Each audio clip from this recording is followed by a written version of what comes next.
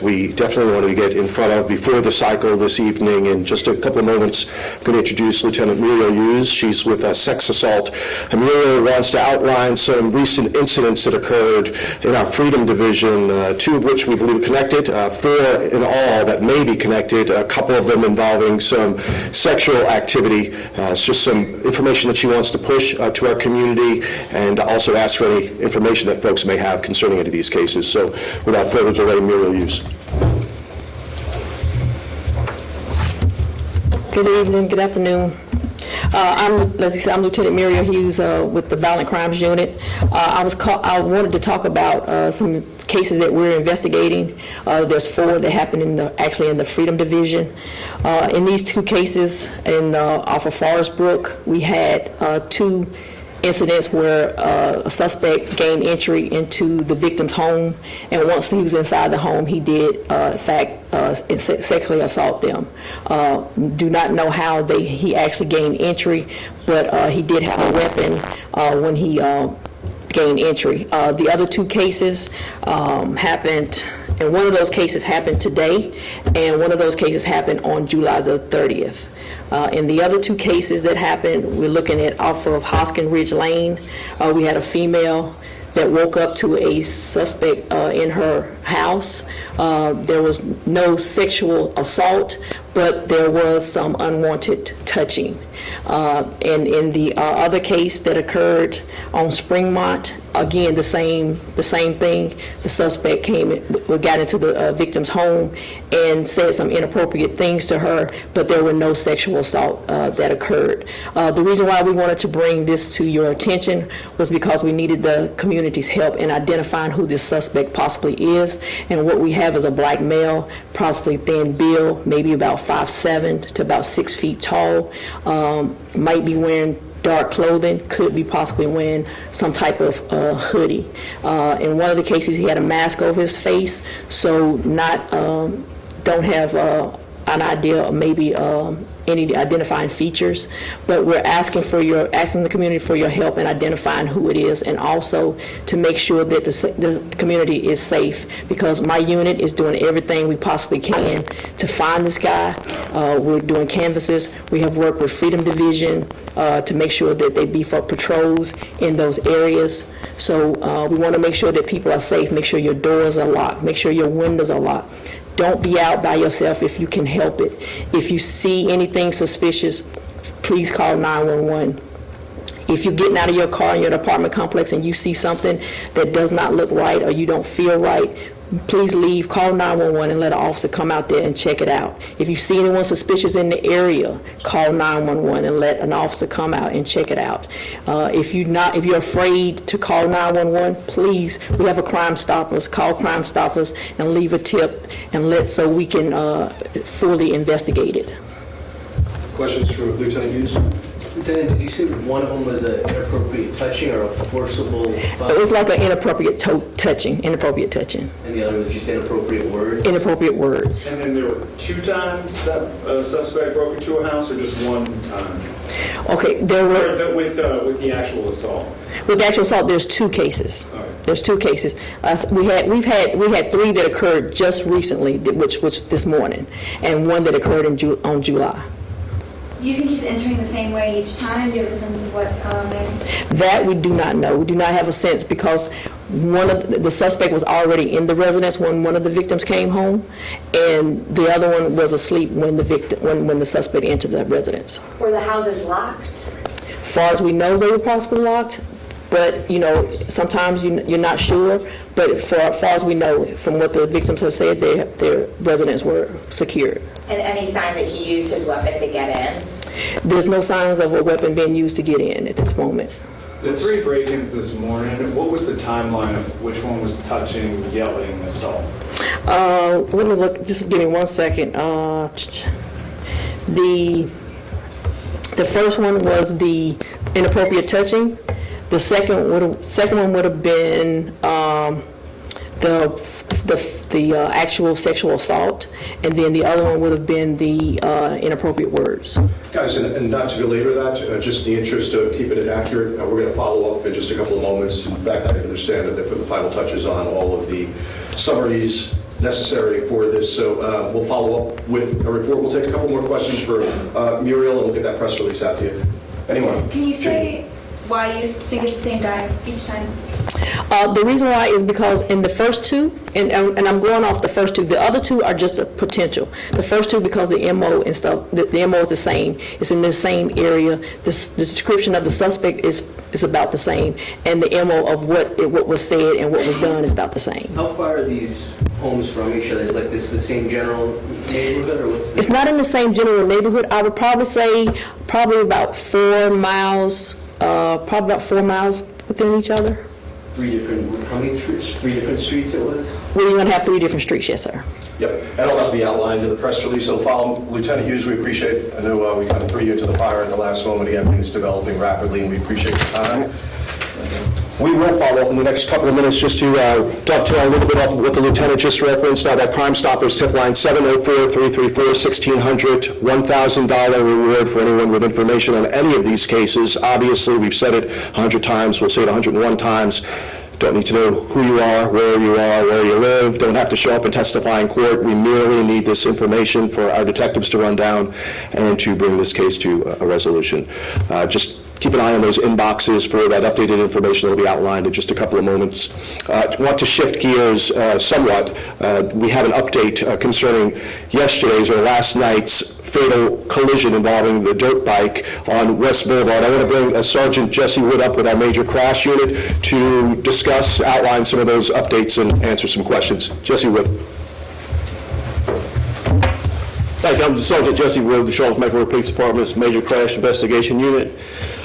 Last night, approximately 8 o'clock, we received a call about a collision that occurred under the bridge of I-77 on West Boulevard. Throughout the afternoon, we had received multiple calls and had multiple reports of a group of dirt bikes and ATVs that were driving recklessly through downtown, and the areas right outside of downtown.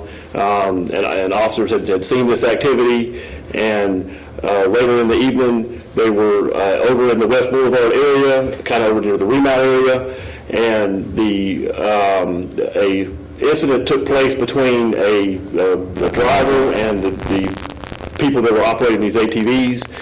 And the result of that was that another subject that was operating a car that was associated with the ATV riders assaulted the female who was attempting to follow these ATV riders and was eventually involved in a hit and run with them.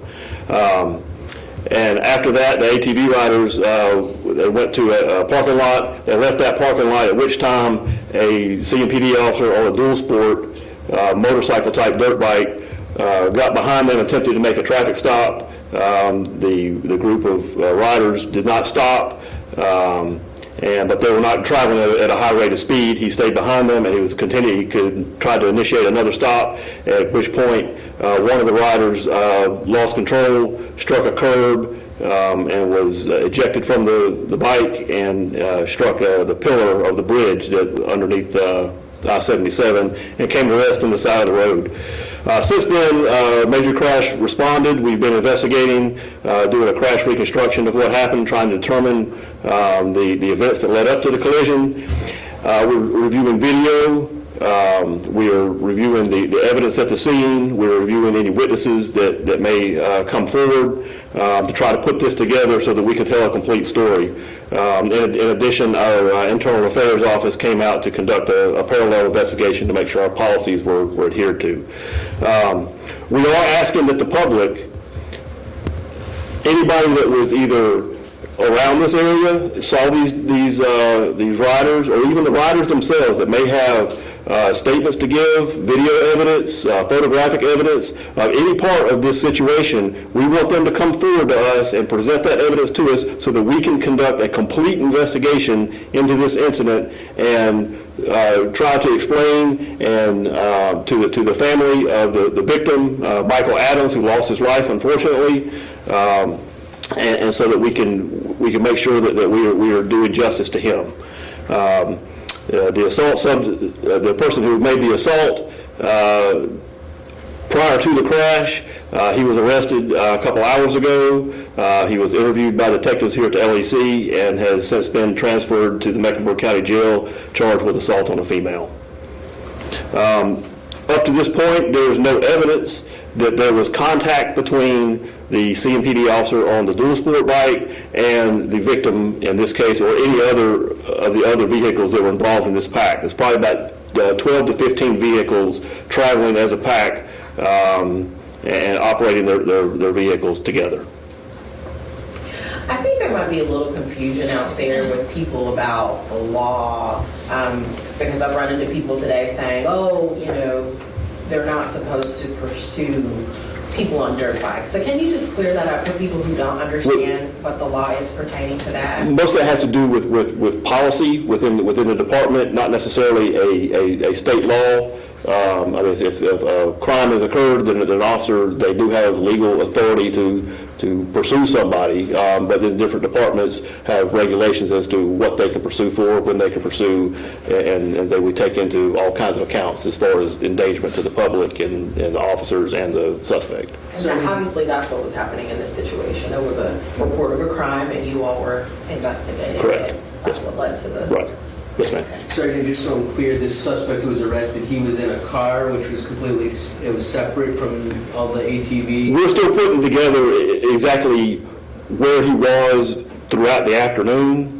Like I said, we had multiple reports of this, but we do know that the person driving that car is associated with the people that were operating these ATVs and knew some of the people that were there. Sorry, just so I think I know where you're going. Was he traveling with the group? Was the fellow in the car that was arrested for the assault, was he traveling with the group? During the last portion of the incident, he was behind the officer that was on the dual sport, who was the officer on the dual sport was directly behind the pack of bikes and ATVs, and this car was behind him. But they had met up earlier and had some conversation. So he was associated with all them, he just happened to be driving a car Correct. instead of an ATV Yes. or anything else? And prior to this crash, he was at the Bojangles and assaulted that woman there? Where the actual assault took place, we're still trying to put that together. They were all up there at the Bojangles at one point. Like I said, this has been going on this afternoon. We've been moving around the city, so exactly where that assault occurred, I will have to get back to you with that. That person's name will be released, right? The individual that was arrested? The individual, his name is Chavez Doby. Okay. CHAVISDOBY. At this point, do you know if the woman that was assaulted, allegedly, was she following them to record them, or do we have any idea why she was around them? We believe that she may have been trying to report the activities, the way they were driving, either to us or sometimes with these situations, people record out of interest. I have not spoken with this lady. This investigation was actually handled by the Central Division and not the Major Crash Investigation Division, but we knew that they were all tied together. Have you had issues with ATV riders harassing other drivers or even police officers on the road? Sorry, let me bring Lieutenant. Yeah, let me bring Lieutenant Anderson. Lieutenant Mike Anderson, he's with our North Tryon Division. Naturally, there have been a lot of questions about these type of groups today and how familiar we are with them. Lieutenant Anderson's actually been working and looking at these type of groups for the last 2 years, and could probably add a little bit of insight if you had questions concerning these type of groups. Thank you for coming. Yeah, so how much kind of issues have y'all been having with groups like this? We've been seeing an increase in dirt bike and ATV riders over the last 2 years. Since about 2017 with the CIAA events, these large events, as we've seen with this year with the NBA All-Stars, nationwide there's been a lot of attention given to these ATVs and dirt bikes as they do these major ride-outs to ride on the street. And like just to post them up on YouTube and stuff like that? Mm-hmm. A lot of them, they'll go out there, and like before, we do see, and one of the things I've seen in the past is that they do have vehicles traveling with them, and one of the points of those vehicles is to have video or the photographer for them to shoot for that, but also they also have gas for the vehicles so they can continue the ride. Just so we're clear, it's illegal to operate those on the road, is that right? That is correct. It is illegal to operate certain dirt bikes, and it's illegal for all ATVs to be on the road. In reference to the dirt bikes, North Carolina DMV will allow you to have dirt bike registered, and as long as you have registration insurance, you have a helmet, it has an operating headlight, horn, turn signals, just the same things that you would need for a North Carolina inspection on a vehicle. Just for some more clarification, I know you guys asked for the people that were riding yesterday to come forward with video or statements. If they do come forward, will they face any, I guess, repercussions for driving out on the road? I guess should they be afraid to come forward? I guess is basically. They shouldn't be afraid to come forward. You know, any information that will definitely help in this investigation, or any information going forward, will be very good for the police officer. Did that car stop after the crash happened? I have no information on that, ma'am. I'm sorry. Do we know what role the man who died had in any of this? Unfortunately, I can't talk to you about that particular investigation. I don't have the information for you at this time. We talk in general terms about the groups. If anyone has any additional questions in general terms about the groups without getting specific to yesterday. Any of these groups, besides just trying to show off and stunt and things like that, even if it is harassing, are any of them intentionally violent from what you've seen on a consistent basis? We have seen in the past where there have been some incidents over the past year or two that we have had violent crime happen. Most of the stuff comes between road rage, between the ATVs and dirt bike riders and the motor vehicle drivers on the road. Sometimes when you get in those large groups like that, it scares the people on the road. And definitely when you're running through, doing illegal riding, you're careless and reckless driving. We're seeing that they're not stopping at red lights, they're not stopping at stop signs, they're driving fast. It puts the public, it puts the rider, and it puts us as danger. And do you believe these groups originate from Charlotte?